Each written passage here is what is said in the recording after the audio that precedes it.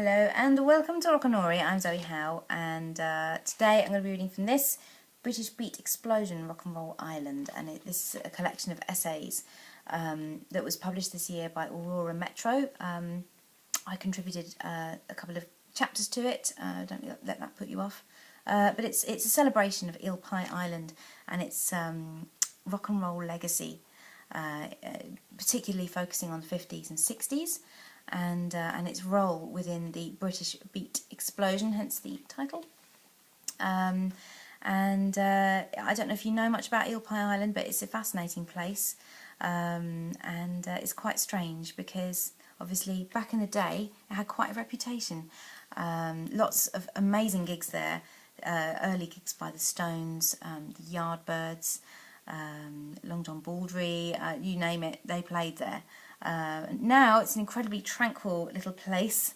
It's just a funny little island in the Thames near Twickenham, and you would never know if you weren't already aware of its history, how noisy it must have been, because I went past there the other night and it was all dark and it was very, very quiet and there was nobody around and it was silent.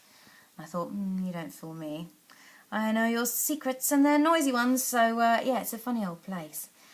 So we're trying to unlock the secret and get people to learn a bit more about it with the Eel Pie Island Music Project, which is this book. There was also a fantastic exhibition this year curated by Michelle Whitby, who also contributed to this book, and also a film called Rock and Roll Island, which I believe will be coming out next year. So it's Eel Pie-tastic. So I'm going to read a little bit from the introduction, sort of the middle of an introduction, and I hope you enjoy it. If you don't, then please don't let me know, because I'm very sensitive. Liverpool's Merseybeat movement is perhaps the example that immediately springs to mind when the subject of British beat music is raised, followed by the names of late-night hubs such as the iconic Marquee in London's Soho or Liverpool's Cavern. Excuse me. But while Eel Pie Island's place within the legacy of the beat explosion is rather less vaunted, it shouldn't be underestimated in its importance for fostering and nurturing the scene and its many admirers in a unique and unforgettable way. But before R&B and rock and roll really gripped the Brits, trad jazz had these sceptred isles in something of a fever. It provided a whirling maelstrom of jubilant sound, wilder and more free than much of the staid and sanitised pop of the time that seemed better suited to entertaining children than being the background to a young adult trying to get their rocks off. Lita Rose's How Much Is That Doggy in the Window was a huge hit, say no more. Smooth crooners like Sinatra and Perry Como also dominated the charts, and no disrespect to the gentler moments of old Blue Eyes and co, you couldn't tear at your clothes, shake your hair loose and stamp yourself into a frenzy to catch a falling star. If it wasn't for Gene Vincent or the raunchy sound of black American voices belonging to the likes of Little Richard, Etta James and Ray Charles, or those who loved black American music such as Elvis Presley, well, it doesn't bear thinking about. Fortunately, in 50s Britain, trad jazz bridged the gap and, crucially, introduced the blues.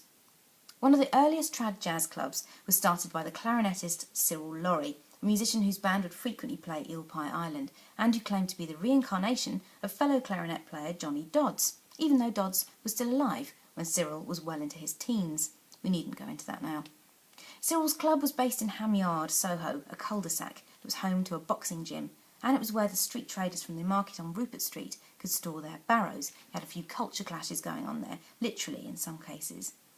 The club was famed for its all-nighters and general atmosphere of licentious sexual energy. In fact, it wasn't unusual to hear of gig-goers claiming to have had rampant sex under the stage while the band was playing. Jazz and rock and roll clubs, coffee bars, dance halls, they all attracted music-mad thrill-seekers, musicians, and of course, horny American soldiers, who were key to this scene, not only for bringing records from back home, but these snake-hipped GIs also brought dance steps from across the ocean. Swing dancing and lindy hopping, of course, came over during the war, but later moves like the twist, the sugar push and the alligator were the dances that slowly replaced skip jiving in youth clubs and venues across the country, before taking off properly in the early 60s. However, in the early 50s, the teenager, supposedly a phenomenon that burst into unruly life with the advent of rock and roll, was already sneaking out to jive and sink a few beers and make whoopee if they were lucky enough to live near even the most makeshift live music venue. Acker Bilk, whose bowler hats were said to reside by the bar at the Eel Pie Jazz Club, Ken Collier, Chris Barber, with key Eel Pie figures Alexis Corner and Cyril Davis in his group, George Melly, these were the stars who were getting everyone on their feet. Far be it for jazz lovers in the 50s to sit and stroke their chins thoughtfully to the music. They were dancing so hard their shoes would be destroyed, the floors were in jeopardy, especially if, as with the already dilapidated Eel Pie Hotel's jazz club, the broiling Thames was underneath the rotting boards. The air hummed with tobacco and hormones, and the walls were slick with sweat.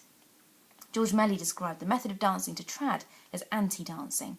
Jump heavily from foot to foot like a performing bear, he instructed, preferably out of time to the beat. Trad musicians have christened these self-made elephants leapnicks. It would be these leapnicks who would joyously pound the sprung ballroom floor at Eel Pie Jazz Club, encouraged by club promoter Arthur Chisnell. Anyone who thinks jazz lovers are a civilised, even dull and stuffy bunch evidently needs to do their research. This lot were fabulously balmy, and as so many ex-beatniks insist, drugs weren't really needed. They had ale, music, sex, a dance floor. Oh, my cat's just come in. Hello. Where was I? Arthur Chisnell has long been hailed for his contribution to youth work, for providing a safe place for the young people of West London to wig out on a few beers, vibrant energy, and the most cutting-edge sounds around.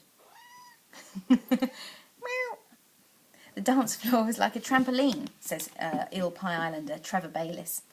Everyone would be dancing, screaming, laughing and jumping around. They were great times. Nothing shocked us back then.